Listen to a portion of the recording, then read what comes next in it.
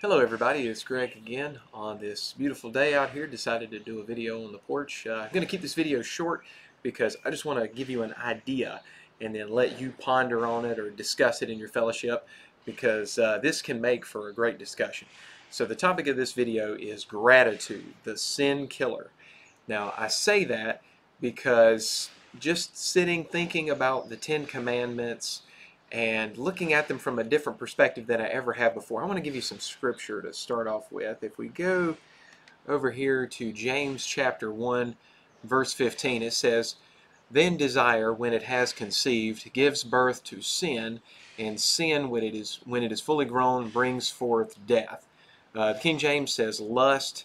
I like that word better based on just the thought process.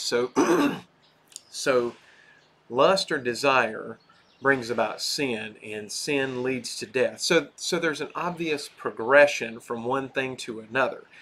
I was thinking about calling this, gratitude the antidote to covetousness initially, but sin killer sounds better, I think. Just considering the idea that the Ten Commandments are a ladder, and the 10th commandment is the least grievous of the sins, and the first commandment is the worst. Now, I'm not going to go through all of them because, like I said, I want you to just consider this for yourself and look at it. But the example that I'll give is King David with his lust for Bathsheba.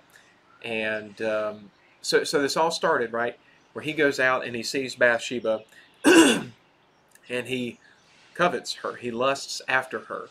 And you think about it, so that's the 10th commandment. And as far as I can tell, I do not see the death penalty ever associated with covetousness. In fact, if you think about it, it's a sin that you can't see, right? Because it happens in the heart or in the mind. It's the only sin out of the others that another person can't witness. Think about it. It's completely internal. So David coveted his neighbor's wife. That's where it started with the 10th commandment. Well, the 9th commandment is not to bear false witness against your neighbor. What does he do? Covetousness leads to other sins. He brings Uriah home and tries to get her to sleep with him, get him to sleep with her, so that he could blame the pregnancy on him. And where do we go from there? Number 8 is you shall not steal. Well, what did he do? He wound up stealing another man's wife. He committed adultery with her. That's the 7th. That led to the 6th commandment, you shall not murder. He put Uriah on the front lines and had him killed. And even after that, he brought shame. The 5th commandment is honor your father and mother, which has to do with your family name and bringing honor and not shame on your family. Well, he shamed the kingship. He shamed his mother and father, his family, the line of Judah. He brought shame and dishonor on everyone. Now, you can make the argument, I might not be able to continue taking it up further up the line, but it started with covetousness.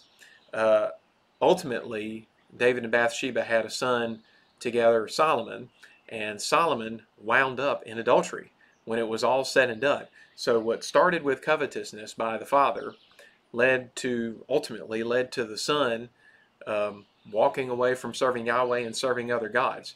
Now, like I said, I'm going to keep it simple like that just so that you can look at other sins in the Bible and look how things start with coveting. I want to go back to scripture here. Let's see, we're going to Philippians 4:12. Very recognizable scripture. It says, "I know how to be brought low, and I know how to abound. In any and every circumstance, I have learned the secret of facing plenty and hunger, abundance and need. I can do all things through him who strengthens me." Super common verse, right? Everybody knows I can do all things through Christ who strengthens me. It's funny that that isn't applied to the commandments. The Torah is considered to be too hard and no one can do it, but I can do all things through Christ who strengthens me. I think that's pretty ironic. You really can't have it both ways. If you can do all things through Christ, certainly you can keep the instructions of God through Messiah. But what Paul is actually talking about in context is he's saying that he has lived his life at times in total need and being poor. And then at other times he's been really blessed. And I like that he uses the word secret. Or that's how the ESV translators put it anyway. I have learned the secret of facing plenty and hunger, abundance and need. Wouldn't you like to know what that secret is? How to be content in every situation, whether you have a lot or whether you have a little? It's funny because the answer really is just that. If I scroll down or scroll up just a little bit, it's verse 11. He says, "Not that I am speaking of being in need, for I have learned in whatever situation I am to be content." Literally, that is the secret. I said, how, wouldn't you like to learn how to be content? It's gratitude. I believe that is the answer, that's the secret that Paul is referencing here. He's saying that if you will just be happy with what you have, if you will be thankful for what you've already got, you can control that. And then think about it. That's at a layer below covetousness. And you don't fix sin when it's in your hands. You fix sin when it's in your heart or in your mind. Adultery starts with eyes looking, with thoughts in the mind, right?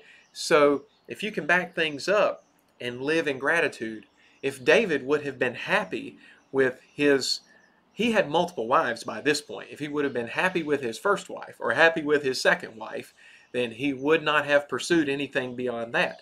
But he lusted, he coveted, he was not content or grateful for what he had, and that led to more sin. Think about just any sin based on what James said.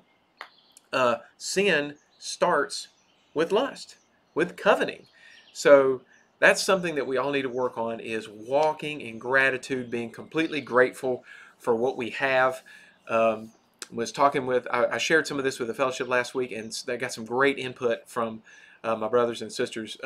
My father-in-law actually brought up the fact, he said that, we were talking about hoarders. You can go to Best Buy and you can go in there, and if you just bought a 60-inch TV last week, well, now the 65s are on sale. If you got a 65, here's the 70s, the 75s, the 80, 82.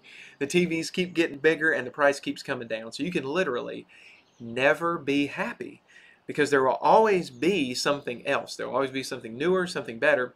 And my father-in-law was talking about the fact that that's such a temporary short high. It only lasts for a little while, and then you get used to it. So you can't keep yourself happy by doing that. And one of the ladies in my fellowship, she brought up something. She said she got it from someone else. I don't know where it came from, but she was talking about how when you're done with dinner and your dishes are dirty, right?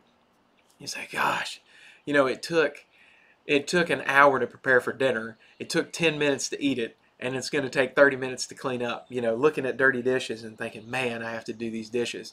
And she was saying, you need to flip it, change it up and say, Father, thank you for these dirty dishes. Thank you for the food that was on these dirty dishes that I had to eat. Thank you for the family that lives here in this house with me, that's not spread out somewhere where I can't touch them and hug them. Thank you for the family that sat together and had food to eat that made these dishes dirty. Thank you for peace in our home where we were able to sit together and eat a meal with people that I love, with food on our plates that made these dishes dirty, and a dishwasher to wash them in. You know what I'm saying? So if you live in gratitude and walk in gratitude, then like Paul says, that's the secret to happiness, is literally just being happy with what you have. And that's something that you will yourself to do. It's not something that happens to you. It's a place you decide. I think it was David, if I'm not mistaken, actually, that said, I think myself happy. And Proverbs, if you interpret it this way, in the King James, it says, as a man thinks in his heart, so is he. Whatever you ponder on is how you're going to live. So anyway, that really is the gist of it today. Is think about it. Gratitude prevents lust. It breeds contentment. And if you can fix it there, then it would literally prevent sin. Think about any of the sins. I believe they can start with coveting, even all the way up to idolatry. Look at the way these other people worship their gods. I want to do what they're doing. So anyway, just a thought. Thanks for hanging out. Hope that leads to some great discussions in your group and some good decisions in your life. Take care. Bye.